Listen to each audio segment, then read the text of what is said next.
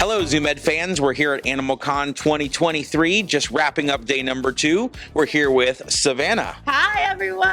Savannah, do you want to tell us a little bit about yourself? So I work for a park called Gatorland. It is the world's finest alligator and crocodile action park in the whole entire world. I know I already said that in the beginning, but I love Gatorland so much. And I am their crocodilian enrichment coordinator when I'm in the park. And then when I'm not in the park, I serve as Gatorland Global's conservation ambassador. So I travel all around the world and go try to save crocodiles in other countries. Crocodile enrichment coordinator. Can you expound on that? It's a great title, right? Right, it's awesome. That's what I'm saying. Well, our fan base may not know what it means, though. Can you explain it to them? Basically, I make up games and activities for crocodiles and alligators so that they can keep their muscles working, so that they can keep their mind sharp, and basically so that they can have a lot of fun and enrich their lives. Now, how do you come up with unique ideas like that? It's really hard. Yeah, I bet. So we've used in the past, we use balls, you know, like the big red boomer balls and stuff like that they use for tigers, and we'll float them through the lake and the alligators will chase them, and it looks like a big soccer team chasing a ball through the lake. During Halloween, which is coming up really soon, we use pumpkins. So pumpkins are a natural dewormer. All animals eat pumpkins. So we'll toss a bunch of pumpkins out, and the alligators will crush the pumpkins. Sometimes they eat them. Nile crocodiles love pumpkins. Mm-hmm. Who knew that? Every time we do it with the Nile crocodiles, they eat the whole thing. And then sometimes we'll do like a meat sickle, but only like once a year. Well, we'll freeze a bunch of meat inside of like a big popsicle, and then we'll float it out in the lake, and as it starts to melt, then they can smell the meat from it. And sometimes they just bat it around, but like for an alligator or crocodile to feel ice for the first time is pretty exciting for them, and their eyes get all big and they get really, really happy about it. Sometimes we hide things within the enclosures, like we'll hide a piece of meat somewhere so that they can smell it, and then they'll like, you know, try to find where it's coming from, different sounds, things like that. Absolutely. All kinds of crazy stuff. Explain to people why enrichment is important for reptiles, these crocodiles and alligators specifically. Well, even frogs, like all animals need enrichment, all humans need enrichment. They need something to get excited about. You have to remember, like alligators, crocodiles, they're apex predators, right? So they're always interested in hunting something, right? Most of the time you just see them, they're lying around, they don't get really excited about things, but we love for them to get excited about what is going on. You also work with conservation. I do. What do you do? Can you give us a little more? So, we have a YouTube channel. It's called Gatorland Vlogs, and our YouTube channel and our Instagram and our Facebook, all of our social media, all the money that is made from that goes into one big pot, and that pot is Gatorland Global Conservation money.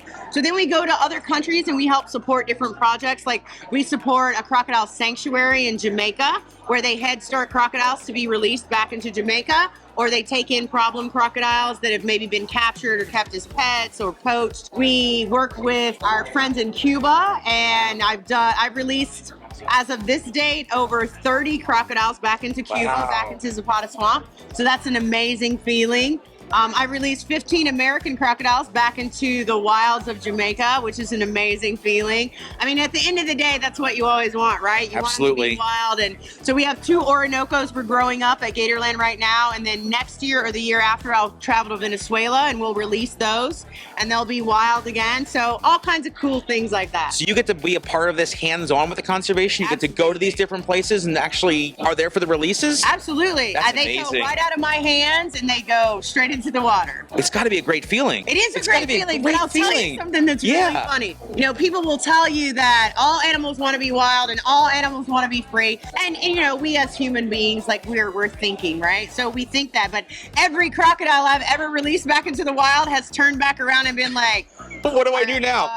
So like, is the chicken still coming at noon? Or like, they never come out of my hands running. Never, not one time. We're here at AnimalCon, so your job sounds extremely exciting. But a lot of what you do also is creating content, you know, for the social media aspect. So what's your focus on there? What are you trying to teach people or encourage them through social media? So we always want to encourage people, you know, about wildlife and educate people about the dangers of crocodiles and alligators and things like that, but how important they are to ecosystems as well, because, you know, without the apex predator there, all the other animals will start to, you know, there'll start to be too many of those, and that can be problematic as well. Sure. That's how diseases get spread, things like that. you know, a lot of the birds that are here in the state of Florida that everyone loves to see. Like, even if you don't love alligators, you gotta love alligators, because those wallows that those birds eat from, those migratory birds eat from, like, they're only there because the alligators wallowed it out and now there's a food source there. So, you know, the alligators carved out the Everglades here in the state of Florida, and we're proud to have them, and I just love them so much. That's just amazing. So, I mean, on that same note with creating content, you know, do you have any advice to future creators, anybody who might be looking to do what you do, you know, emulate you? Do you have any advice to the next generation? Don't take no for an answer.